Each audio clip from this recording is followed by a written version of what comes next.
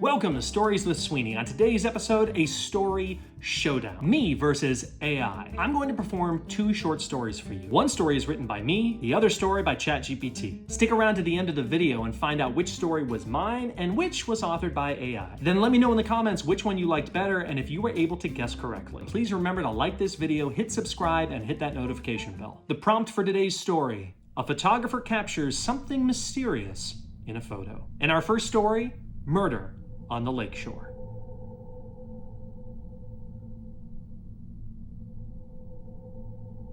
Flo had never had to break up a fight at the diner before, but Phil and Gary, two regulars sitting at their usual stools at the end of the counter, looked like they were going to kill each other.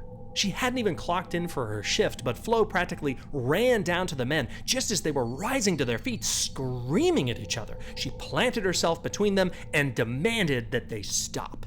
Mumbling apologies, but still scowling at one another, the men did as they were told. Flo asked them what on earth was going on. After all, these were two best friends who had barely had a disagreement before. After an awkward silence, Phil spoke up. Gary, he said, claimed to have taken a picture of Bigfoot. According to Phil, Gary, an amateur nature photographer, had brought a photo in he took the day before of the mountain lake just outside of town.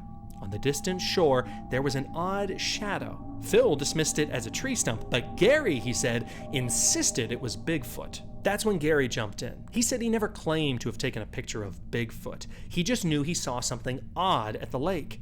According to Gary, the thing moved along the shore, alternating between walking on all fours and on its hind legs. Gary was a ways away and didn't have his telephoto lens with him that day, so he couldn't get a closer shot. He said he watched the thing until it disappeared into the woods beyond the lake. Gary admitted he didn't know what the thing was, but he never claimed it was Bigfoot.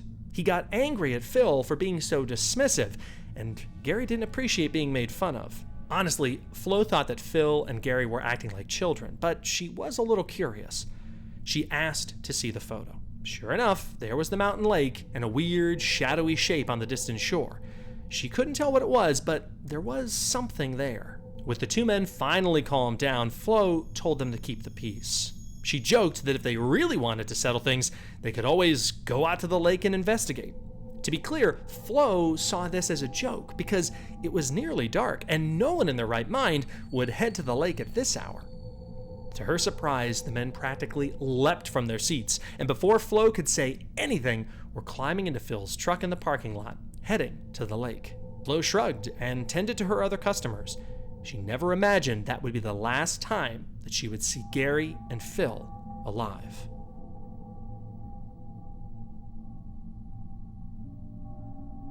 When Flo left at the end of her shift, she noticed Gary's car was still in the diner parking lot. She didn't think much of it, figuring Phil took him home after they checked out the lake. She thought someone would be there later to pick up Gary's car.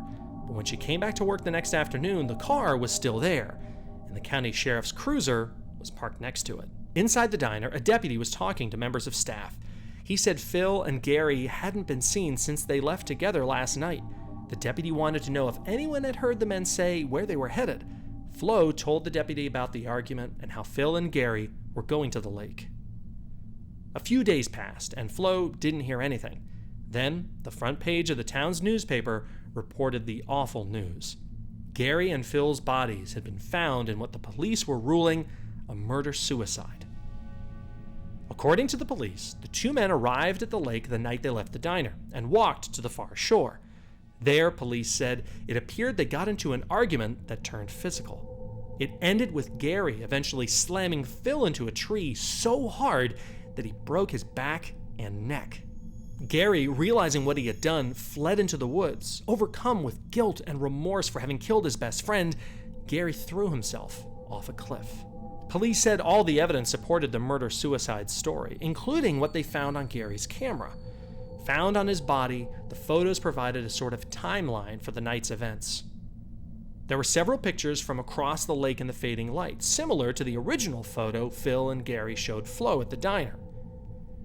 Then there was a photo of a huge, blurry hand reaching for the camera, followed by a couple of blurry shots of the woods. Police figured the hand was Phil's, and he was trying to take the camera from Gary during the argument. The pictures of the woods appeared to have been taken accidentally as Gary ran away after murdering Phil. Like everyone else, Flo was shocked. How could such a silly argument have such a tragic result? The paper said the case was closed. The police had declined to release the photos, and the town was ready to move on from this terrible tragedy. Naturally, Flo was curious about the photos from the night of the incident, but didn't give much thought as to why the police wouldn't release them. She figured it was best to move on. And that's what everyone did. The incident faded into town lore, not as a Bigfoot sighting, but two friends who let a petty argument go too far. No one ever asked to see the photos from that night, so no one took the time to notice the same shadowy figure from Gary's original photo could be seen near the same spot in the photo taken the night of Gary and Phil's deaths. No one noticed that the hand, though blurry, was too large to be Phil's, and the shape was not quite human. And no one ever looked closely at the photos Gary took while running through the woods, so they didn't see the same shadowy figure lurking just out of focus, pursuing Gary in the darkness. And that is Murder on the Lake Shore. Before we get to the second story, I want to again welcome those who are new to the channel. If you're interested in stories both real and imagined, as well as fun facts and conversation starters and interviews with interesting people, you've come to the right place. Stories with Sweeney. We do all of that here, so just remember to like this video, hit subscribe, and hit that notification bell so you can see all of the content that we release. And now, on to story number 2, The Mystery of Dark Hollow.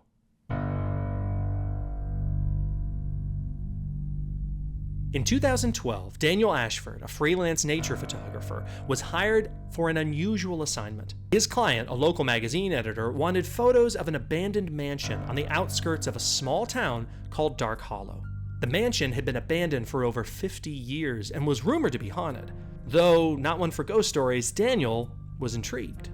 The next day, Daniel drove to Dark Hollow. The town itself was unsettling, a fog hanging thick in the air and cold, crumbling buildings lining the streets. After getting directions, Daniel found the mansion, an eerie, decaying structure half covered in vines. He felt a chill as he approached, but shook it off, attributing it to the cold weather and his own nerves. Daniel began his work outside, photographing the crumbling facade and broken windows. The atmosphere was perfect for the shots he wanted, but there was something off about the mansion. Even in the fading light, it seemed to loom, almost like it was watching him. He pushed the thought aside and ventured inside, where the dust coated everything and the smell of mildew hung thick in the air. As Daniel moved through the mansion, he snapped photos of each room, the grand staircase, the empty hallways, and the dilapidated furniture left behind. Every so often, he felt a strange prickling on the back of his neck, as though he was being watched. But each time he turned around, there was nothing. Just empty rooms and silence. Upstairs, Daniel found a small bedroom with a window overlooking the grounds. The room was unremarkable. A broken bed frame, a cracked mirror, and a view of the overgrown garden outside. As Daniel framed the shot, focusing on the light streaming in through the window, he felt the temperature in the room drop suddenly. He paused, unnerved, but snapped the photos anyway. By the time he finished, the sun was setting, casting long shadows over the mansion. Daniel packed up and left, eager to review the photos, but glad to be leaving the eerie place behind. Later that night, back home, Daniel uploaded the images to his computer. As he scrolled through the photos, most were exactly what he had expected, moody, atmospheric shots from the old mansion. But when he reached the picture from the upstairs bedroom, his heart skipped a beat. In the photo, standing by the window, was an unmistakable silhouette of a woman. Her features were blurry, but she was clearly there, dressed in an old-fashioned gown with long, dark hair. Daniel stared at the image, trying to comprehend what he was seeing. He knew there had been no one in the room with him. The light seemed to pass through her as though she wasn't entirely solid. Daniel's rational mind kicked in. It had to be a trick of the light, a camera glitch, or maybe something he hadn't noticed at the time. But as he zoomed in on the figure, it became clear that this was no camera error. Uneasy, Daniel decided to sleep on it and review the photo again in the morning. But that night, sleep wouldn't come easy. Every time he closed his eyes, he saw the woman in that window staring back at him. His dreams were haunted by creaking floorboards of the mansion and the feeling that he was being followed. The next morning, Daniel sent the photos to the magazine editor without mentioning the strange figure. He wasn't sure what to make of it himself and didn't want to sound unprofessional. But just a few hours later, the editor called him back. "Hey, Daniel, these photos are great," the editor said, a note of hesitation in his voice. "But, who's the woman in the window of that one shot?" Daniel felt his stomach drop. "What do you mean?" he asked, trying to sound calm. "The woman in the upstairs bedroom photo. She's in the window. Kind of looks like she's moving. Is she someone from the town? A model?" "There was no one there," Daniel said, his voice low. "I was alone in that house." A long pause followed. "You're sure about that?" the editor asked, his tone growing serious. "Positive," Daniel replied. "There was no one else with me." The editor sighed. "I did some digging into that mansion," he said. "Turns out the place has a bit of a history.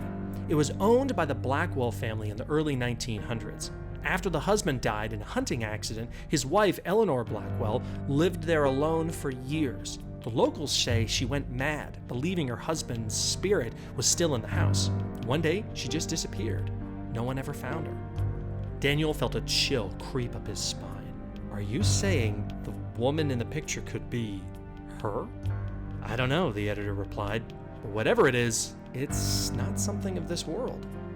After that conversation, Daniel couldn't bring himself to look at the photo again. He had captured something that defied explanation, something he didn't want to understand.